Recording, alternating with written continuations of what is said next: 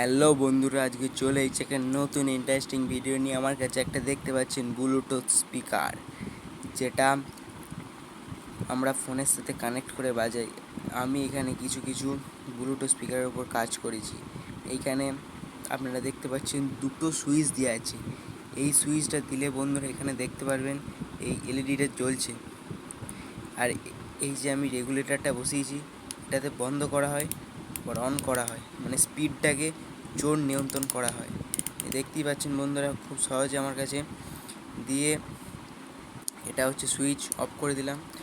এটা আপনারা বলবেন কি করেছি। আমাদের প্রায় প্রবলেম থাকে যে ব্লুটুথ স্পিকারে বারবার এইটা চার্জ দেওয়ার কিছু 1-1.5 মাস পরই পিনটা নষ্ট হয়ে যায় এবং দোকানে নিয়ে গিয়ে 50 টাকা 100 টাকা দিয়ে পিন চেঞ্জ করতে হয়।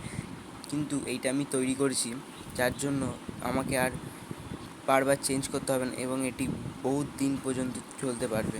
এইখানে আপনারা দেখতে পাচ্ছেন একটা সুইচ লাগিয়েছি, কেননা বন্ধুরা এইখানে যখন আমি এটা আপনারা সবাই জানেন স্পিকারটা অন করি, তারপর সাউন্ডটা বাড়াই, সাউন্ডটা কমাই, লাইট নিয়ন্ত্রণ করা হয়, আর এটা হচ্ছে মুড চেঞ্জ করা হয়।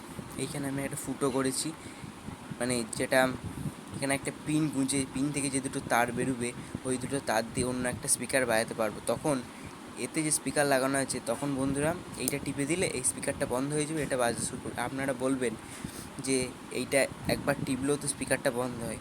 এইটা একবার টিপলে স্পিকারটা বন্ধ হয় ঠিক আছে, কিন্তু তখন এইটাও বন্ধ হয়ে যাবে। ওই জন্য এই সুইচটা করা হচ্ছে, যখন আমি এই স্পিকারটা বাজাতে চাইবো, এখান থেকে পিন গুঁজে দুটো তার বের করে অন্য স্পিকার যখন বাজাতে চাইবো, তখন এই সুইচটা টিপে দিলে এই স্পিকারটা বন্ধ হয়ে যাবে এবং এইটা বাজতে থাকবে।